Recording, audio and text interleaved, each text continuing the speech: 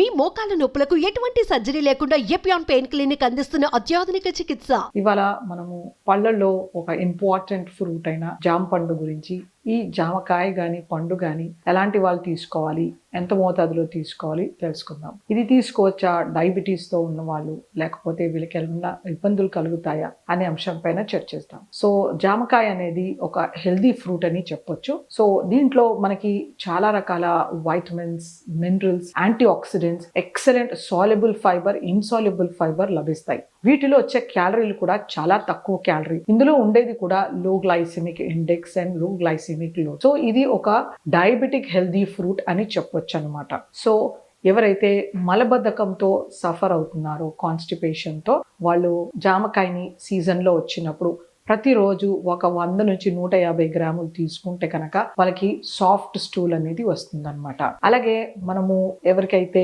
Cholesterol ఎక్కువగా ఉంటుందో కానీ డిస్లిపిడీమియా అంటే హెచ్డిఎల్ కొలెస్ట్రాల్ తక్కువ ఉండడము, good cholesterol, bad cholesterol, LDL cholesterol ఎక్కువ ఉండడం కానీ, అలాగే నార్మల్ టోటల్ కొలెస్ట్రాల్ ఎక్కువ ఉండడం కానీ, ఇలాంటి వాళ్ళలో కూడా చక్కగా ఈ జామకాయ అనేది ప్రతిరోజు తీసుకోవడం వలన వాళ్ళ కొలెస్ట్రాల్ అనేది చాలా తగ్గుతుంది. సో ఎవరికైతే వెయిట్ రిడక్షన్ కావాలి అంటే క్యాలరీలు ఎక్కువ తీసుకుని చాలా కాలంగా వెయిట్ పెరిగిపోతుంటారు, అది డయాబెటిక్ ఉండొచ్చు, నాన్ డయాబెటిక్ ఉండొచ్చు, అలాంటి వాళ్ళల్లో కూడా వెయిట్ రిడక్షన్ కి మనకి జామకాయ అనేది హెల్ప్ చేస్తుంది అనమాట. ఇందులో చక్కగా సెషైటీ ఇస్తుంది, మన శరీరానికి కావాల్సిన వైటమిన్స్, మినరల్స్, యాంటీ ఆక్సిడెంట్స్ కూడా ఇస్తుంది అనమాట. సో ఈ జామకాయ వెయిట్ రిడక్షన్ లో కూడా మనకి హెల్ప్ చేస్తుంది. అలాగే మనకి కొంతమందిలో ఏంటంటే లూజ్ మోషన్స్ అవ్వడం కానీ ఎలాంటి ప్రాబ్లమ్స్ ఉంటాయి, అలా క్రాన్స్ డిజీజ్ కానీ, అల్సరేటివ్ కొలైటిస్ కానీ, ఇలాంటి పేగుకు సంబంధించిన ప్రాబ్లమ్స్ ఉన్న వాళ్ళు ఈ జామకాయని అవాయిడ్ చేస్తే మంచిది. ఎందుకంటే ఇందులో ఉండే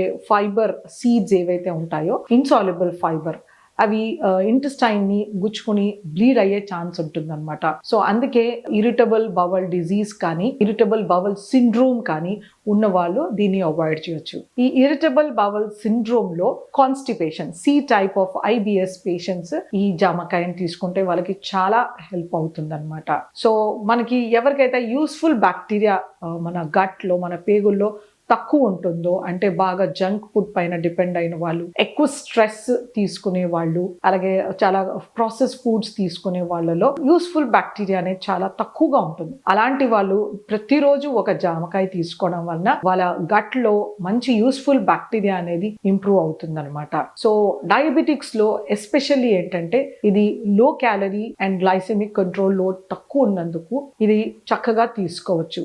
ఒకటి ఇక్కడ గుర్తుపెట్టుకోవాల్సింది ఏంటంటే మనకి మార్కెట్ లో రకరకాల guava juices, guava shakes, guava jellies లభిస్తాయి.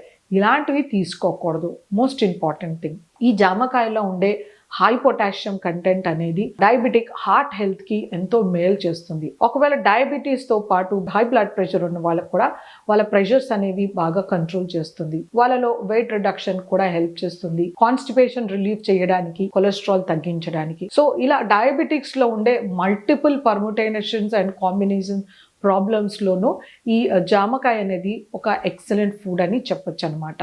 సో ఎలాంటి జామకాయ తీసుకోవాలనేది చాలా ఇంపార్టెంట్. సో జామకాయ మనకి ఎప్పుడే కానీ దూరగా ఉండాలి. చాలా పండిపోయి ఉండి ఎల్లో కలర్లో ఉండి స్వీట్ స్మెల్ వచ్చే దాంట్లో ఎక్కువ షుగర్స్ ఉంటాయి.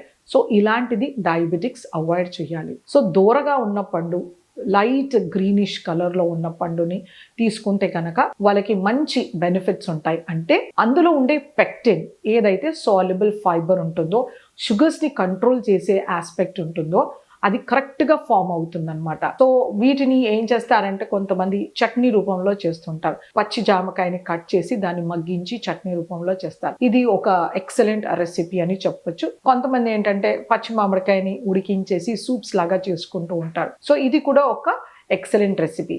కాకపోతే జామకాయని బాగా మగ్గిపోయిన తర్వాత పంచదార వేసి జ్యూస్ చేసి వడగట్టడం అనేది ఒక బ్యాడ్ కన్సెప్ట్. తర్వాత ఈ జామకాయని కట్ చేసి మొక్కల కింద నీళ్ళలో మరిగించి ఆ నీళ్లు వార్చి దాంట్లో షుగర్ సిరప్ కలిపి జెల్లీ చేస్తుంటారు. సో ఇది కూడా ఒక బ్యాడ్ కాన్సెప్ట్. దీంతో కూడా డయాబెటీస్కి అన్కంట్రోల్ అయ్యే ఛాన్సెస్ ఉంటుంది, కాన్స్టిపేషన్ అయ్యే ఛాన్సెస్ ఉంటుంది అనమాట. సో ఇలాంటి ప్రాక్టీసెస్ కాకుండా దాన్ని చట్నీ రూపంలో కానీ, సూప్స్ రూపంలో కానీ, లేకపోతే అలాగే మనం సాలడ్స్లో వేసుకోవడం కానీ, లేకపోతే జామకాయని అలాగే తినడం వలన మనకి ఎన్నో రకాల వైటమిన్స్, మినరల్స్, యాంటీ ఆక్సిడెంట్స్ లభిస్తాయి. ఇందులో మనకి క్యాన్సర్ని ప్రివెంట్ చేసే వైటమిన్స్ కూడా సమృద్ధిగా లభిస్తాయి అన్నమాట. ఇందులో మనకి వైటమిన్ సి ఉంటుంది. అలాగే ఎర్రగా లోపల ఉండే జామకాయలో మనకు బీటా క్యారోటిన్ కంటెంట్, తర్వాత యాంథోసియానిన్స్ కూడా లభిస్తాయి అన్నమాట. సో మనం చూస్ చేసుకునే జామకాయ సైజ్ అనేది చాలా ఇంపార్టెంట్. మనం హైబ్రిడ్ వెరైటీలో సన్నగా చిన్నగా ఉండే గింజలు ఉంటాయి. అలాగే అందులో గుజ్జు ఎక్కువగా, గింజలు తక్కువగా ఉంటాయి. దాని సైజ్ కూడా చాలా పెద్దగా సాఫ్ట్ ఫ్లెష్ ఉంటుందన్నమాట. సో ఇలాంటి వెరైటీని మనం చూస్ చేసుకోకూడదు. జామకాయ ఎప్పుడైనా కూడా మన కంట్రీ సైడ్ వెరైటీ ఉండాలి. చిన్నగా మీడియం సైజ్గా ఉండాలి. మనము జామకాయ తినేటప్పుడు గట్టిగా ఉండేలాగా చూసుకోవాలి. ఆర్ దూరగా సెమీ రైప్ ఉండాలి. అందులో గింజలు అనేవి యాడిక్వేట్గా ఉండాలి. పల్ప్ కూడా సరిగైనంత మోతాదులో ఉండాలన్నమాట. మనకి అలా కాకుండా ఈ హైబ్రిడ్ వెరైటీస్ తీసుకున్నప్పుడు మనకి గ్లైసిమిక్ ఇండెక్స్ లోడ్ అనేది ఎక్కువగా ఉంటుంది. సో అలాంటి వెరైటీస్ డయాబెటిక్స్ చూస్ చేసుకోకూడదు. సో కంట్రీ సైడ్ ఆర్ దేశవాళీ జామకాయని మనము డైట్లో మనము రకరకాల రెసిపీలో ఇన్కార్పొరేట్ చేసుకుంటే కనుక డయాబెటిక్స్కి ఎన్నో రకాల హెల్త్ బెనిఫిట్స్ ఉంటాయి. వాళ్ళ షుగర్స్ కానీ ప్రెషర్స్ కానీ బాగా కంట్రోల్లో ఉంటాయి. నమస్తే.